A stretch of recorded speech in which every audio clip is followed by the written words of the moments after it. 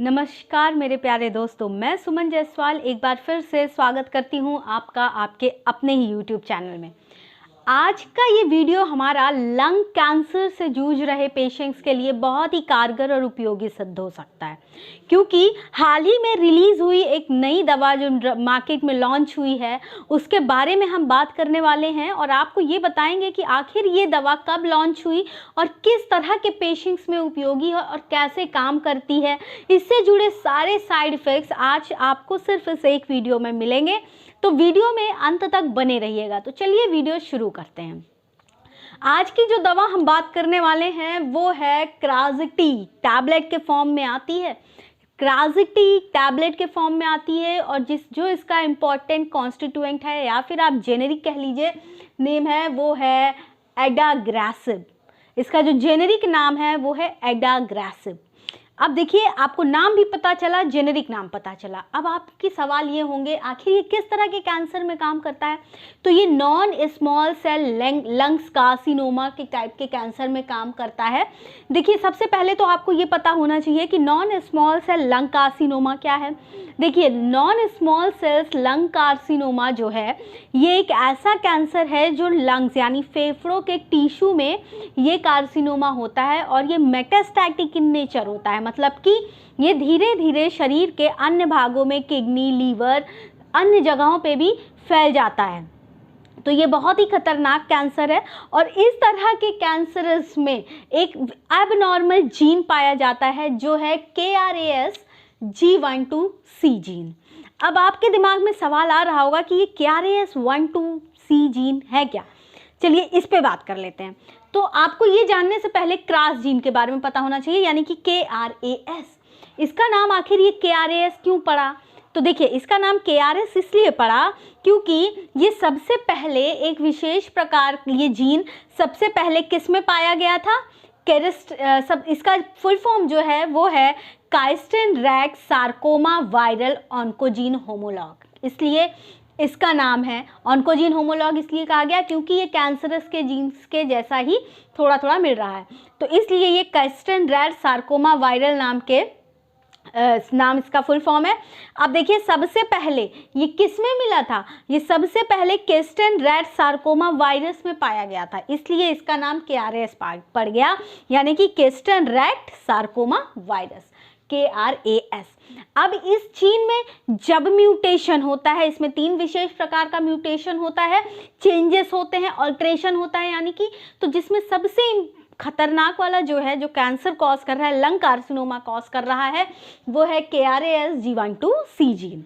अब देखिए, ये जीन का तो मैंने आपको बताया उत्पत्ति कहाँ से हुई, फुल फॉर्म क्या है, काम क्या करता है। देखिए, ये एक विशेष प्रकार का जीन है जो क्या करता है, एक विशेष प्रकार के प्रोटीन को बनाने का इंस्ट्रक्शन देता है, यानी कि निर्देश देता है। उस विशेष प्रकार के प्रोटीन का नाम है KRAS। ठीक है, ये KRAS प्रोटीन क्या है, ये एक ऐसा प्रोटीन है जो क्या करता है कि सेल के बाहरी सतह से सेल के न्यूक्लियस तक मैसेज लेकर जाता है, इंफॉर्मेशन लेकर के जाता है कि सेल को डिवाइड होना है, ग्रो करना है, मैच्योर होना है और फिर उसको अपना स्पेशलाइज्ड फंक्शन करना है, जो उसका काम है। मतलब सेल, बॉडी में जो सेल बनती हैं, बिगड़ती हैं, अपना काम करती हैं, फिर खुद ही खत्म होती हैं, ये सारे फंक्शन को रेगुलेट करने के लिए ये KRAS है, जो कि किस पाथवे से काम करता है, RAS मैप के पाथवे से काम करता है।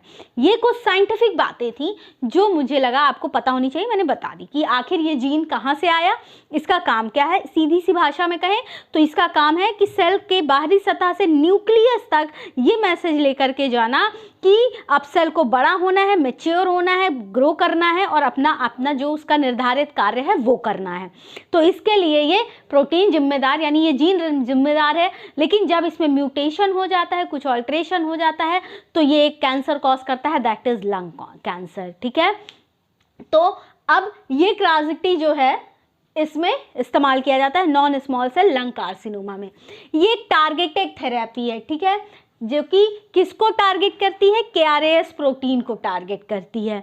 ठीक। और ये ऐसे कार्सिनोमा के लिए यूज़ की जाती है, non small cell lung carcinoma के लिए यूज़ की जाती है, जो शरीर के विभिन्न हिस्सों में भी फैल चुका है और उसे ऑपरेट करके निकाला नहीं जा सकता। ठीक, ये ऐसा कैंसर के लिए non small cell lung carcinoma जो कि पहले ही मेटास्टैटिक इन नेचर होता है, जब वो शरीर के अलग अलग हिस्सों में फैल जाता है और उसे ऑपरेट करके नहीं निकाला जा सकता, तब इस दवा का, इस टैबलेट का उपयोग किया जाता है। तो अब देखिए दोस्तों, अगर वीडियो अच्छा लगे तो प्लीज़ लाइक कीजिएगा, शेयर ज़रूर कीजिएगा। शेयर करने से ज़रूरतमंद तक लोगों तक पहुंचती है। और वीडियो, अगर आप चैनल पर नए हैं तो सब्सक्राइब करना मत भूलिएगा। अब देखिए, ये जो कार्सिनोमा, ये जो कैंसर होता है non small cell lung carcinoma, ये 8 में से 1 पेशेंट्स को अफेक्ट करता है। अब देखिए, इसकी जो डोज की अगर मैं बात करूं तो 600 mg की जो टैबलेट होती है उसको दिन में 2 बार डॉक्टर प्रिस्क्राइब करते हैं, खुद से नहीं लेना होता, डॉक्टर प्रिस्क्राइब करते हैं। ठीक है। अब डॉक्टर के पास आप गए, हैं तो डॉक्टर को कुछ बातें आपको बता देनी है, जैसे कि अगर लीवर संबंधित कोई भी समस्या है, हृदय संबंधित कोई समस्या है, प्रेगनेंसी है, या फिर माँ का दूध बच्चा पी रहा है, तो उस केस में कम से कम 1 हफ्ते तक इस टैबलेट को देने के बाद ऐसा कुछ नहीं करना है, क्योंकि ये क्या होता है कि ब्रेस्ट फीडिंग महिलाओं में मिल्क से बच्चे में पास हो सकता है। ठीक है। तो ये कुछ चीज़ें हैं जो आपको डॉक्टर को इन्फॉर्म करना है। अब देखिए, मैं साइड इफ़ेक्ट्स की भी बात कर लूँ, फ़ायदा है तो नुकसान भी है। दोस्तों, YouTube पे हमारा एक और चैनल है टेक डायरेक्शन न्यूज़ के नाम से, तो आपसे निवेदन है कि हम लिंक डिस्क्रिप्शन में लिंक शेयर कर रहे हैं, आप हमारे उस दूसरे चैनल को भी विजिट कीजिए और उस चैनल पे भी हमें सपोर्ट कीजिए। साइड इफ़ेक्ट की बात करें तो इससे रिलेटेड कुछ स्टमक और इंटेस्टाइनल रिलेटेड प्रॉब्लम्स हो सकती हैं, जैसे कि हो सकता है ब्लीडिंग हो सकती है, ऑब्स्ट्रक्शन हो सकता है, कोलोन में इन्फ्लेमेशन हो सकता है जिसको हम कोलाइटिस कहते हैं, स्टेनोसिस, कुछ ऑब्स्ट्रक्शंस आ सकते हैं। ये कुछ साइड इफ़ेक्ट्स हैं जो इसमें होते हैं।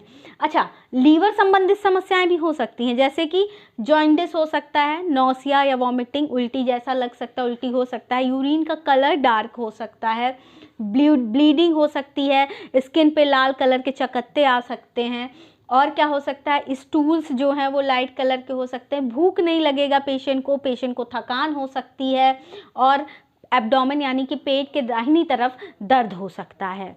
ये उसके कुछ सीरियस साइड इफ़ेक्ट्स हैं दोस्तों, जो ऑब्जर्व किए जाते हैं पेशेंट्स में। अब देखिए, और एक चीज़ हो सकता है कि ब्रीथिंग संबंधित समस्या भी हो सकती है, मतलब सांस लेने में तकलीफ भी हो सकती है।